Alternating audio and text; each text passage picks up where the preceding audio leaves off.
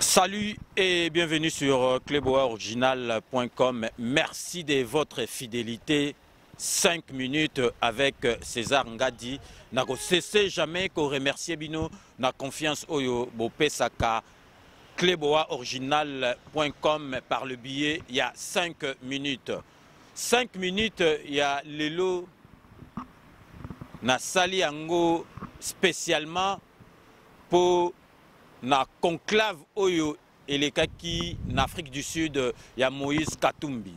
Bino nyoso tubo moni que ndeko na biso Eliezel asalaki reportage to sepelaka na mosala na ye to pesaki ba félicitations ndenge azolaki biso ti Moïse Katumbi mais na sima to komona ke Eliezel azosakana na esprit na biso. Eliezel asakani na esprit ya ba diaspora na batu nyoso tu batalaka ye.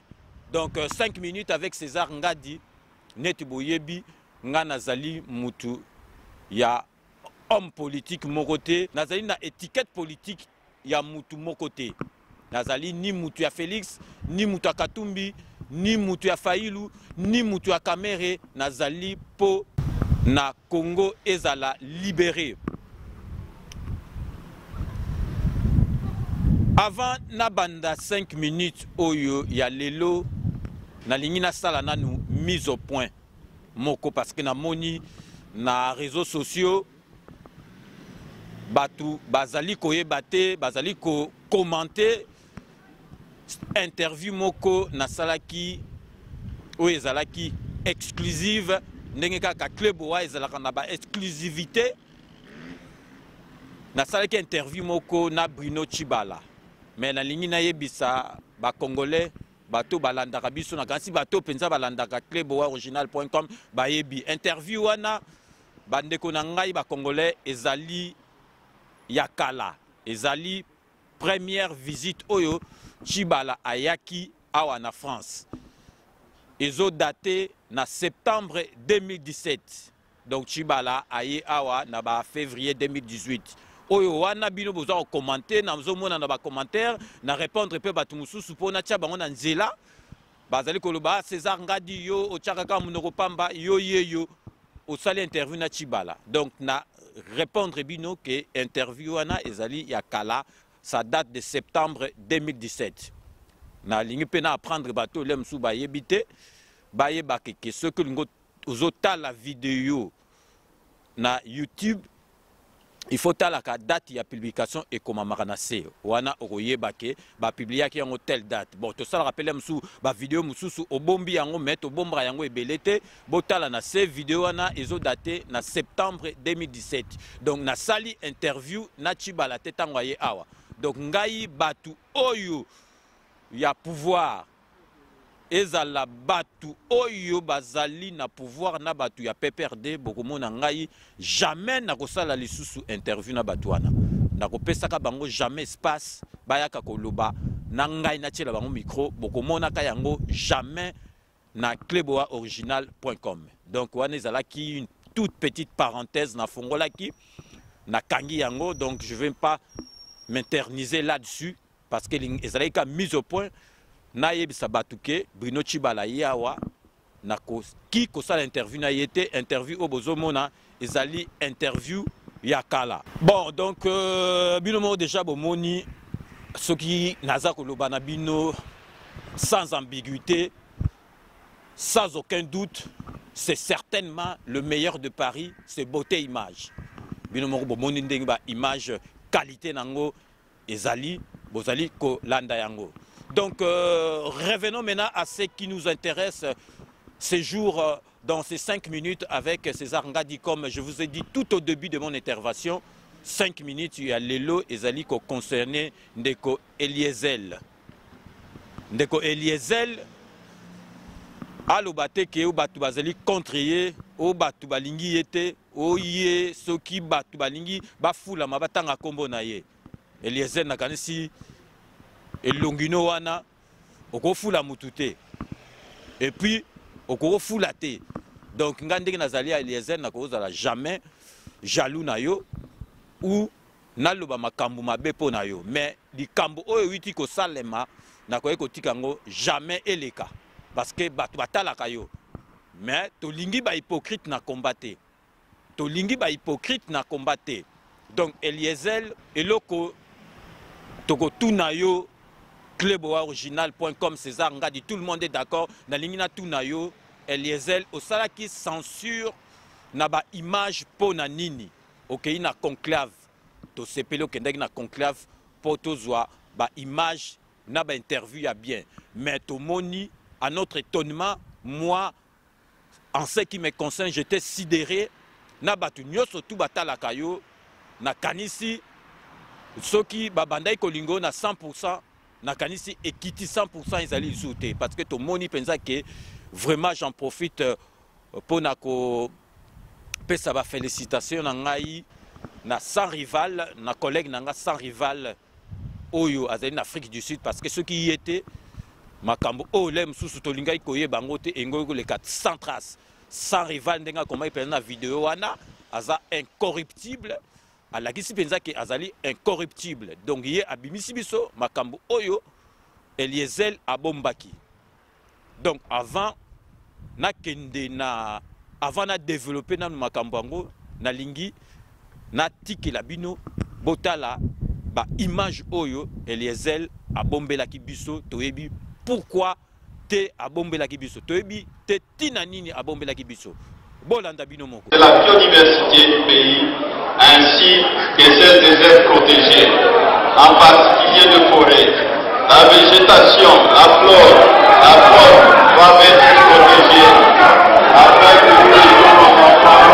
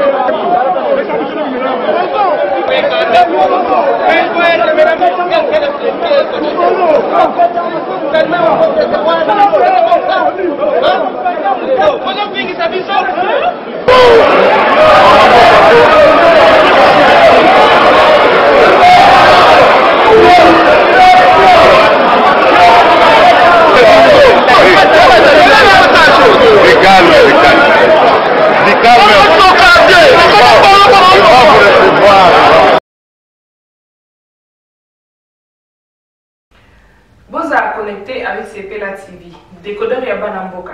85 livres les décodeurs, puis 4 mois il y a au filet. Après ça, 15 livres par mois. Boza, ma chaîne y a Congo en direct du Congo Kinshasa. Boza, ma chaîne y a Bana Mboka de la diaspora.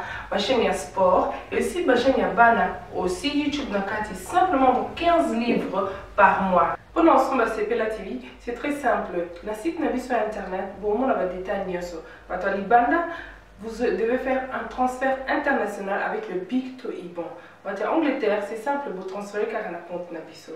Pour ce moment, CPLA TV Nabino Lélo. Du nouveau sur CPLA TV, Numérica TV, Kin 24 et Soli TV. Donc, bande konangai, ba Congolais na kanisi, bolandi ba image. Eliezel akendaki kuna, ye mutu soki ba reprocher na musala na ye akomi koloba na batu.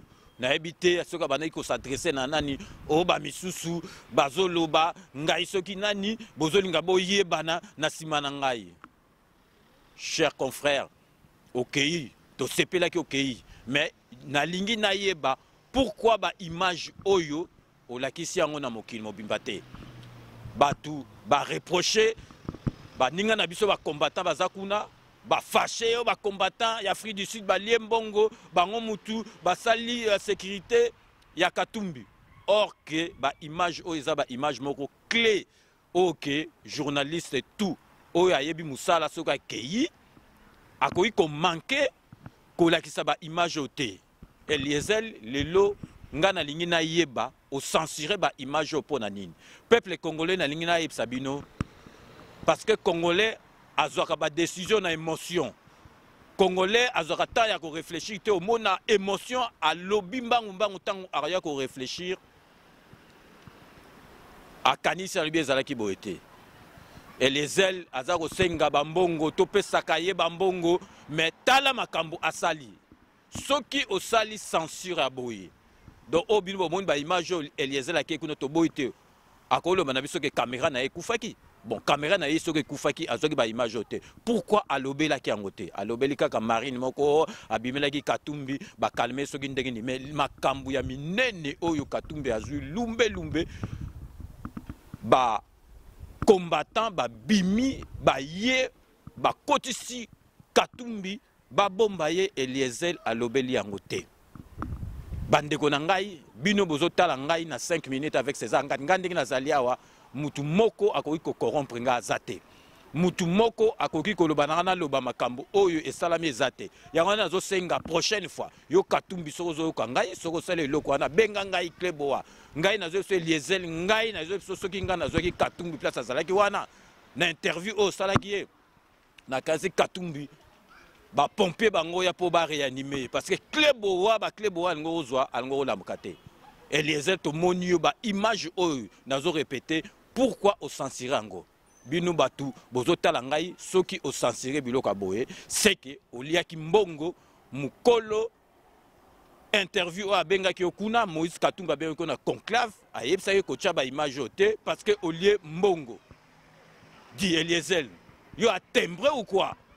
Eliezel donc yo comment ça na batu biso tozala ba méchant etika sezanga na ko ya suki sasa te de sorna ye ki sasa kanambe wana obomangai ba okanga na report donc yo siko idole na yo oyeli biso idéologie okosa biso Katumbi donc esprit Katumbi na makasi donc yo olingo kosa biso esprit ya Katumbi na makasi po yo oliaka lara Katumbi donc yo siko yo olingo kosa biso esprit que peuple congolais alinga Katumbi mais Eliezel yo namoni mutu na yo sala bien te.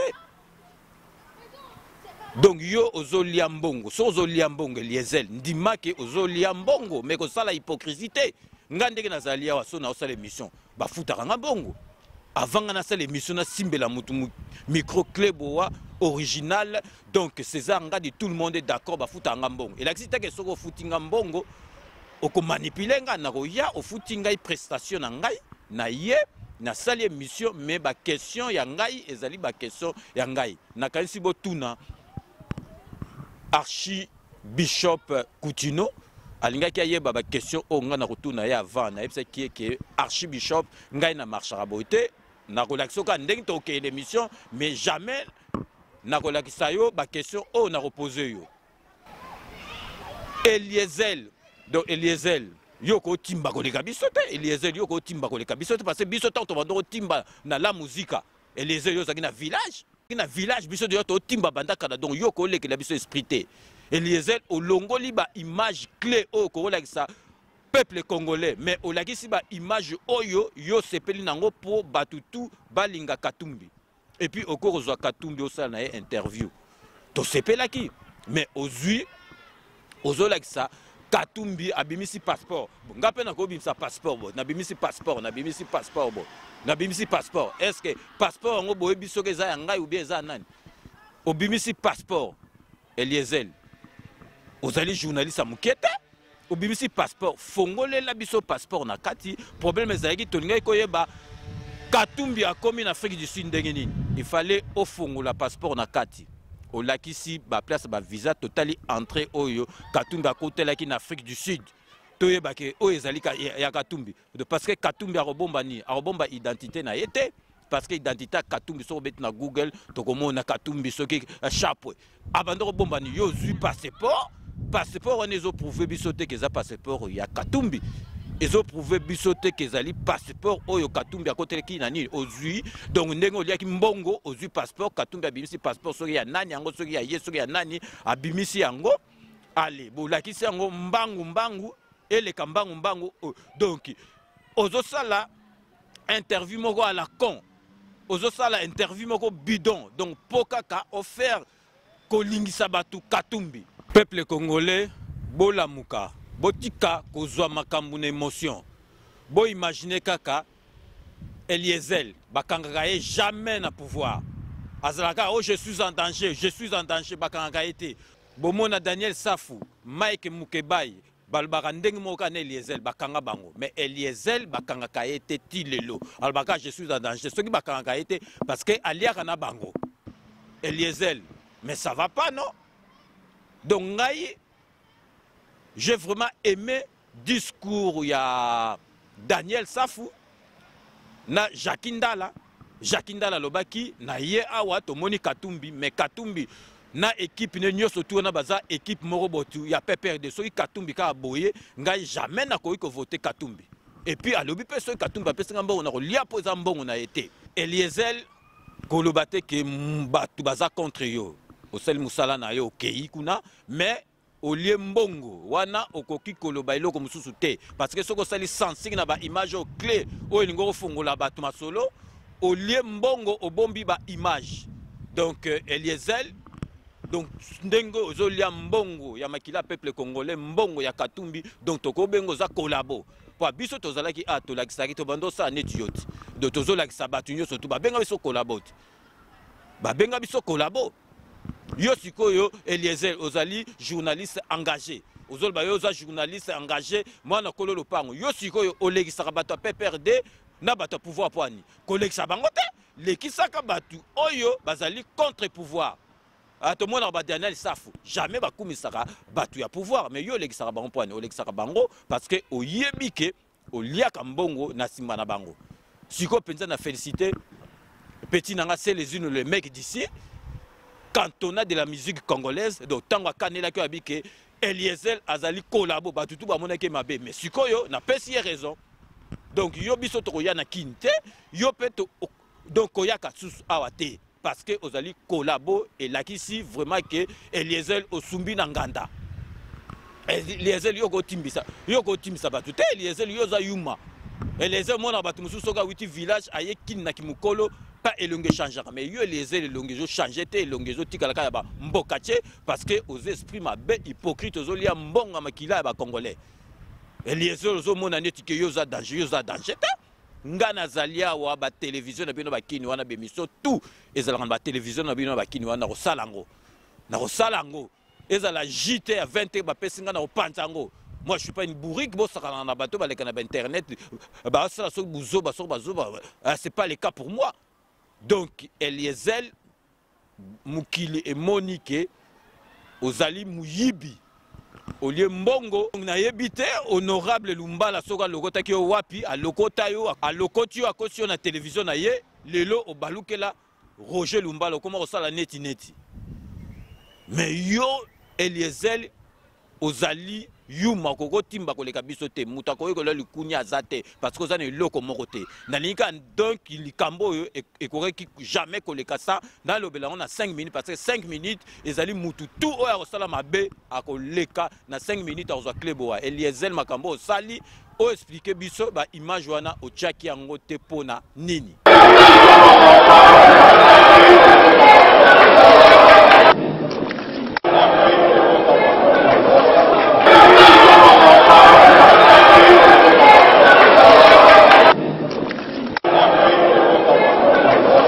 Vraiment dans ce comprendre était donc bana poto penza ba comment na ba complexer à bato bazo itabakini.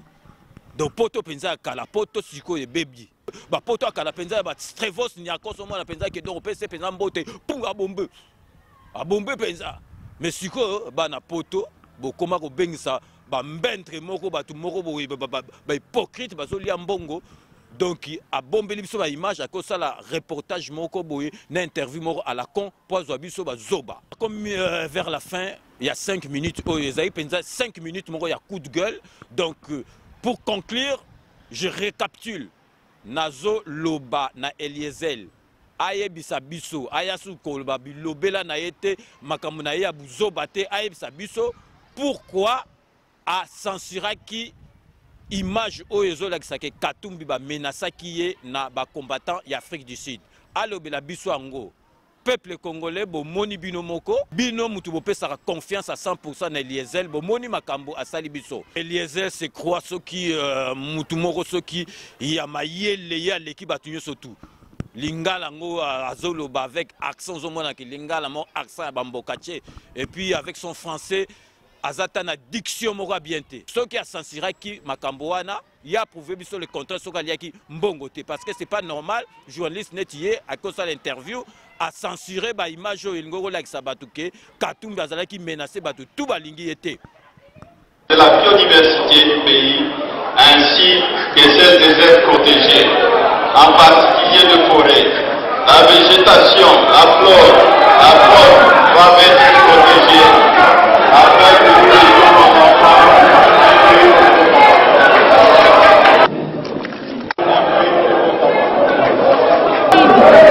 Balaki ba problème kiza Moïse. Oyo, eza iranium ya biso. Atenga ba iranium. Ayela ba polo oyo, poko droit d'entrée polo, desaren, okoti. Wala bobo sali kiomata ndenge nini? Todo na la prétoire. Ela nyo tomona ngote. Tomona bangote. Baton tomona bangote. Mais lelo tala bato. Tala. Oya ko voter, mosateka ka iranium. Congolais Congola miso.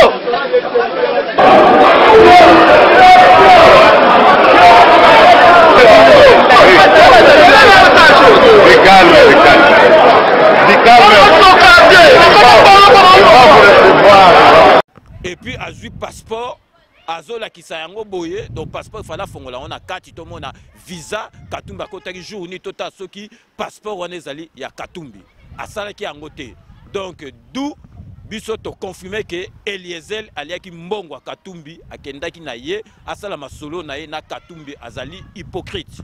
Donc avant aussi ça nazo yebisa ba congolais nyoso tout bazali na Paris et aux alentours que tobo sanate le 23 to kutana na gare de l'Est pour na messe en mémoire il y a Rossi Mukendi oyo tilelo ba kundi été. Donc pour na ba ample précision Claude Moussaï Azaliwana Bobenguié, donc le 23, Tokutana Bissonio sur la gare de l'Est pour la messe en mémoire, il y a Rossi Mukendi. Donc je suis à la fin de cette émission.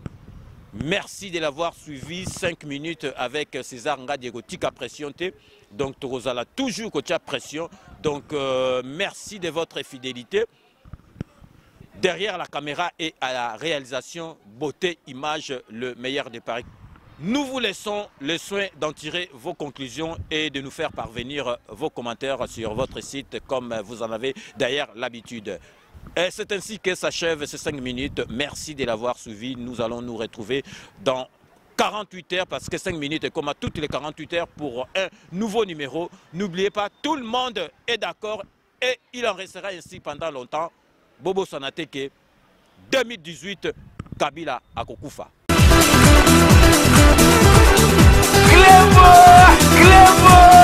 Original. Mote Bandeko. Merci Ndemo Yaminga na banda kunabino.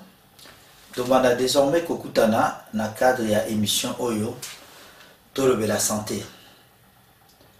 Bon, nga komo nanga Jean-Paul Djamba. Don naza ndeko nabino. Don naza na poto depuis Bambula Ebele. Don na longwa Kisasa na kolika na Kisasa na Bandar, biso bana Bandar. Banda na longwa na ya poto. Donc, l'hypertension, le cœur est une pompe musculaire qui propulse le sang sous le réseau d'artères. Et nous, mon thème à biso ezali pompe et un muscle. Et à quand est-il kofi? Mon thème à mon soin est-il kofi naie?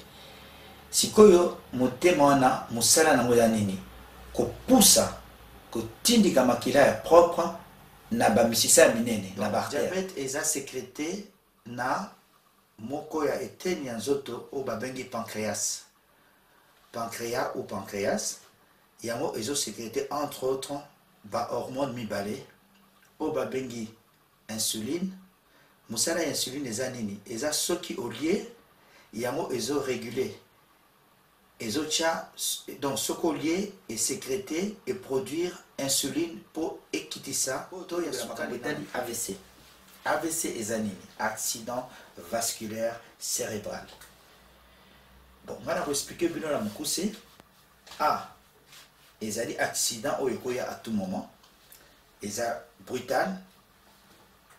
Si que V est allé makambo à vaisseau, ba vaisseau ils ont artère, ba veine, ou ils ont cerveau.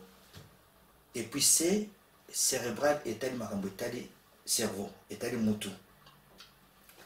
Voilà pour la AVC. Mais si on va classifier en mode 2, les amis balé. Les AVC au babengi ischémique. Na AVC au babengi. Continue à vous donner un conseil. Quand on dit maman n'a pas de bananaï, n'a quitté terrain. Papa Dembaki de Kama Nyamase la dièse. N'a pas quitté na pondu. Cause à la zoto madame et de qui loso. Nyama mbisi na pondo. Merci.